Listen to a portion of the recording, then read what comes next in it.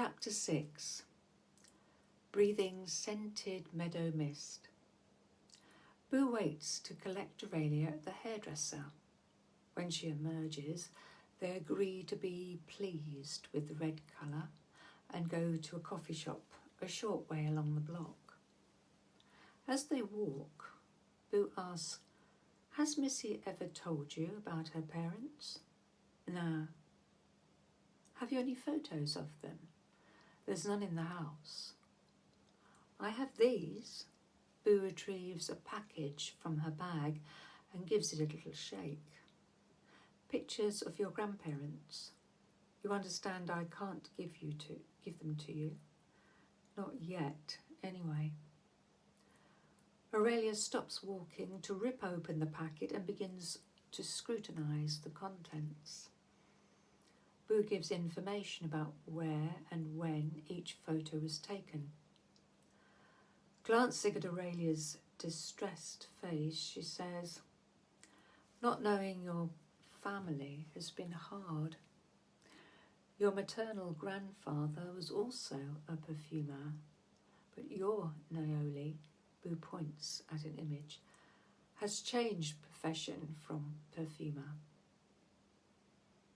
"Is there the same duality with my maternal grandma?" Aurelia looks up and Anali nods. "You're right, Boo," mutters Aurelia. "This is crazy." Boo rubs her chin. "I've heard military and commercial airline pilots are reluctant to report UFOs for fear of ridicule. Even when the objects are recorded on radar, the American government still doesn't want to know." Aurelia acknowledges her point. When they are settled with their lattes, Boo says, "Now let's get down to brass tacks." Mrs. Mother, Zena, accepted her daughter's need to visit the bothy after Missy became ill getting there, but Zena would not tolerate any attempt on Missy's part to explain how she'd been in two places simultaneously while at the bothy.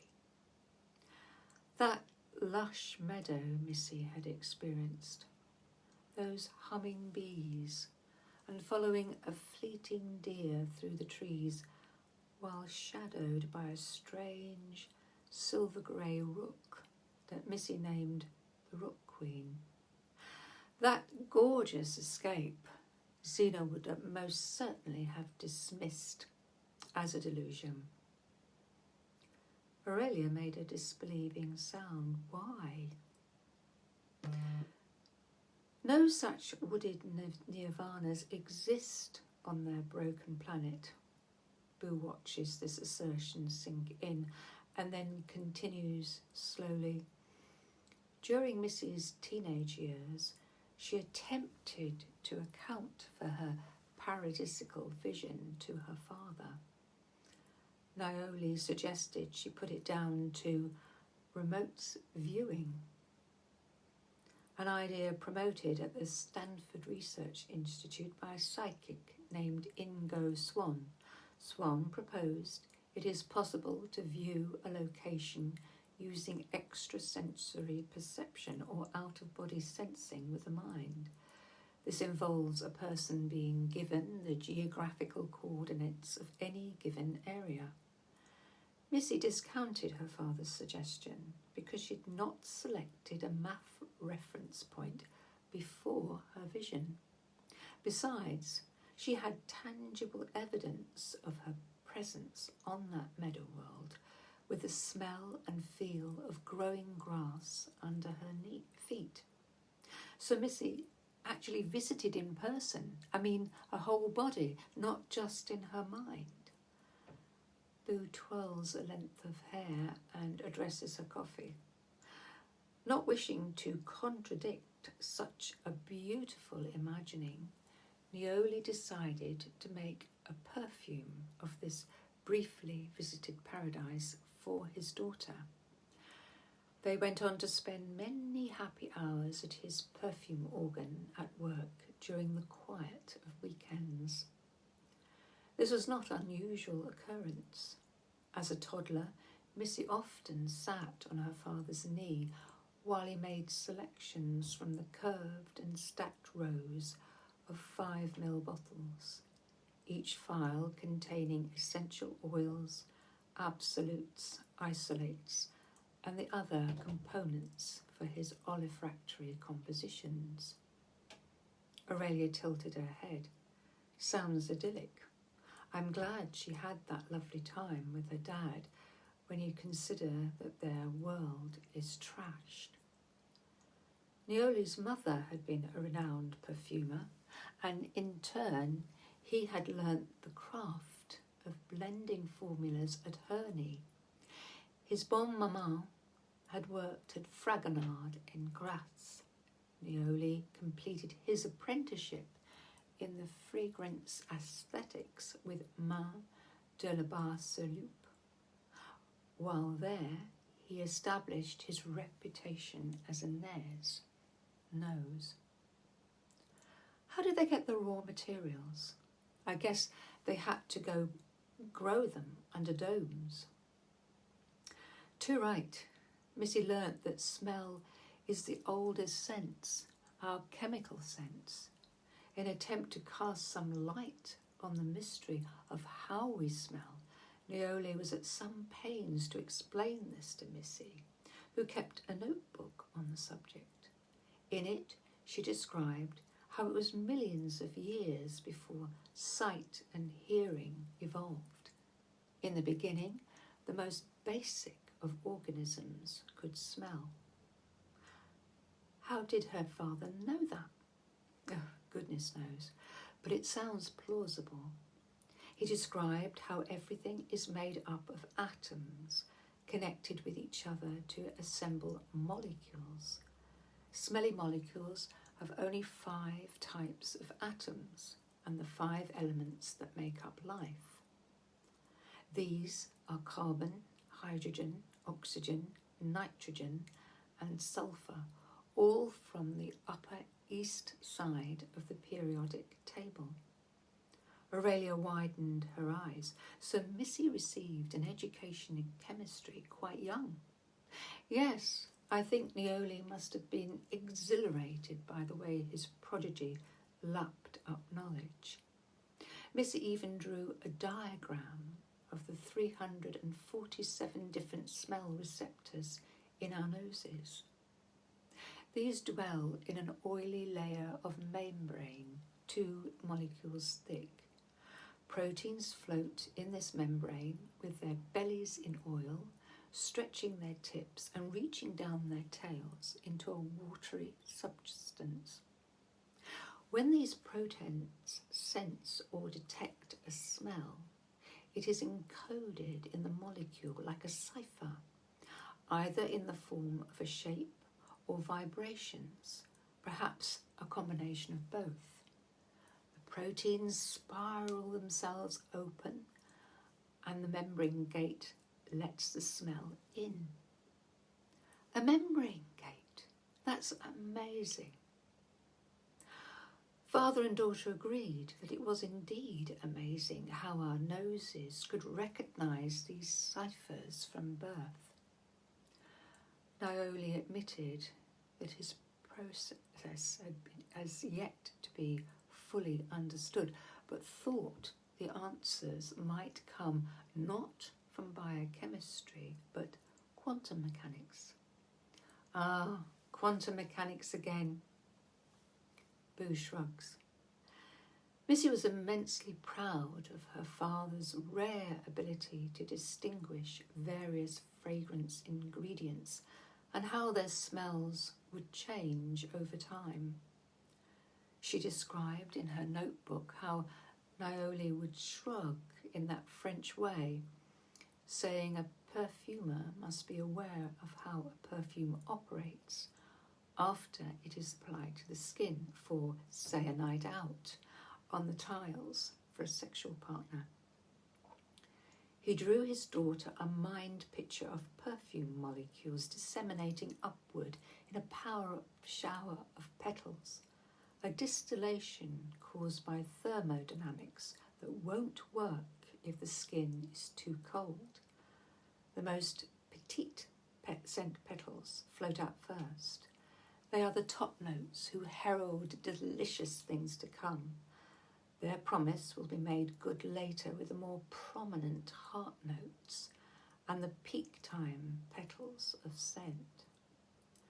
They are so distinctive, witty, and most alluring. After that, he told how the perfume vapours are rendered down to the weightiest molecular petal showers. Boo chuckles. These tend to align with divine creative drives that open the way for making new people. Aurelia pulls a face, a very delicate way of alluding to sex. Her expression drops. And how sad for people in Missy's world if everyone there is infertile. The process of composing a perfume reminiscent of Missy Mitzi's olfactory glimpse of paradise was, to say the least, a work of brilliance. Naoli patiently caught the gist in a hologram in odorants and then imprisoned them in a bottle like a genie. The ingredients Naoli conjured were mainly a combination of complex naturals. Missy was greatly encouraged when he explained how that unique scent could not have been sensed until its puff of floral gases had reached her nostrils. Understanding this sealed Missy's conviction that her hazy vision of that meadow was genuine. Aurelia's eyes shine, so she was convinced she could do it again as she'd travelled there once before. Boo agrees.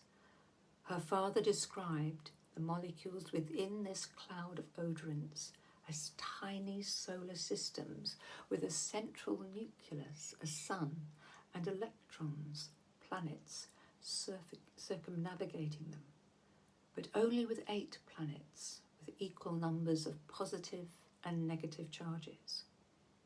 Mrs. Mind lit up with this cosmic illusion. What was most striking to Naoli was how his daughter was quite adamant and specific when profiling the meadow's scent. It was astonishing to him how Missy redefined with such clarity that briefly sniffed odour stolen from paradise. Why was that? Think about it, Aurelia. A fragrance is normally fruitative. Missy even describes in her notebook how chemistry is unpredictable because the wavelets transform in the neural networks. So how did Missy keep her bloodhound's nose on the aroma trail? Missy never admitted to her father that she was kept on track by repeated visitations of the Rook Queen. The black bird gave her scented reminders. I guess I'll have to take your word for that. Over time, this diligent collaboration between father and daughter, and apparently the Rook Queen, laughs Aurelia, Boo tuts. This produced 6 nuance variants of what the perfumery business calls a juice. These were numbered and filled into glass phials with alabaster stoppers, each with a different coloured disc attached to the base. Sounds absolutely gorgeous. Can we access those perfumes? Does Missy still have them? Boo hesitates. Naoli possessed a dull grey metal autoclave box with a handle on its lid. This box can be recognised by its iridescent glimmer, like an oil slick when the sunlight catches it in the shadows. Naoli lined this box with a firm oblong sponge with 6 snug circular compartments punched into it, each to house a bottle. He then attached midnight blue velvet to the sponge for a professional finish. I'm going to look around for that, Boo grunts. Be very careful how you do that. Now, what exactly Naoli thought his daughter was going to do with these files is a mystery. He wrote in his private work-based journal how worried he was by her ecstatic expression as Missy hurried away with her treasure box, and how he hadn't the heart to warn her that his making the fragrances might have been a mistake. Thanks for listening, and if you wish to tune in for Chapter 7, please subscribe and hit the notifications bell for the next episode. And if you wish to read the story as a whole for yourself, Whisper-Copy-Earth is available as an ebook on Kindle. And so, bye for now.